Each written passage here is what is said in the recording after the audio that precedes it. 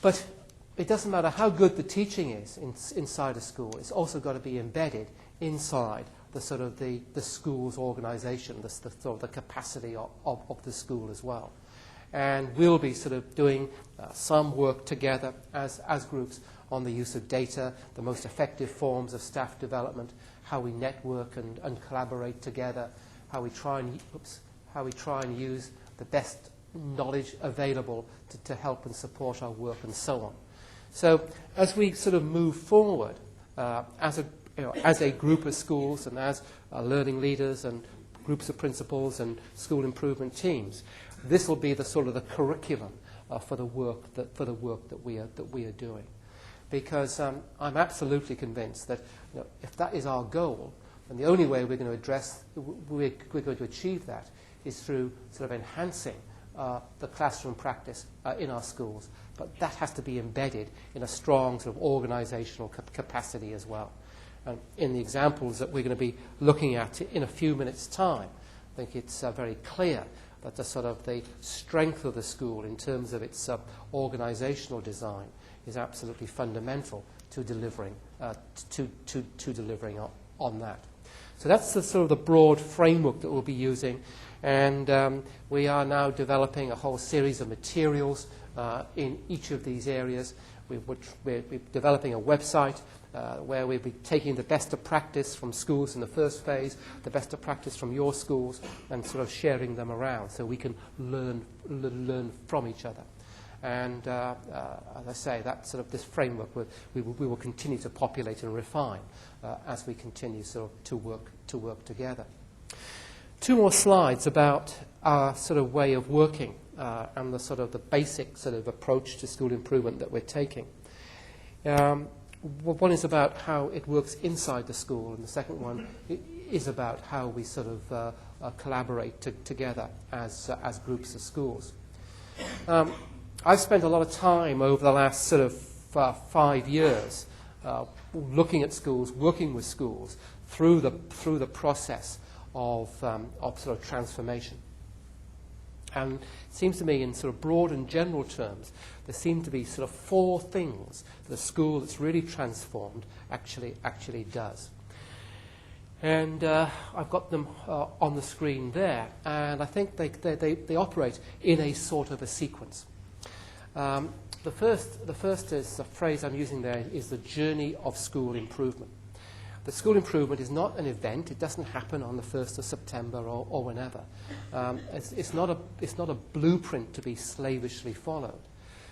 It is more of a journey that we engage in order to improve the learning conditions for our young people. And some years ago now, I was sort of talking about, I was using this metaphor of the journey to a group of principals in the north of England. And one of the principals, who happened to be a principal of a Catholic school, said, "David, I like the image, the metaphor of the journey," he says, "but remember, we journey as pilgrims, not as nomads." And when you think about it, it's actually quite a nice thought, really, that we're not sort of going round in circles, but we're journeying, with a set of values, a set of principles, a set of purposes that underpin our work. And that's why I started this morning by talking about moral purpose and values and so on. But the real importance, I think, about the journey is the fact that as a principal group, as a group of leaders inside our school, we actually develop a storyline, we actually develop a narrative around the journey that we're on. And I haven't been into a school that is actually doing really good things for its kids. I haven't been to a school that's really improved, that doesn't have a very strong narrative, a very strong story about the journey that we're on. All right? And everybody owns part of the story. The kids can tell me about how the school has changed and what the difference has meant for them.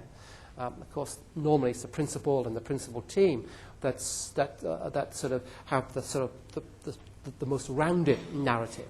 but it's owned by everybody. And often the taxi driver who takes me to the school can tell me a part of the narrative as well, because they've seen a change in the way that kids walk to school and leave school. They've seen in the local press the achievement of kids and so on, and they've felt, the contribution the school is making to the community as a whole. So for me, the notion of narrative, of developing the story, which is sort of inclusive, is really, really important. And I think that's a sort of a characteristic of all schools. Because if we try and just sort of deal with strategies and planning and so on, then it all becomes very bureaucratic, right?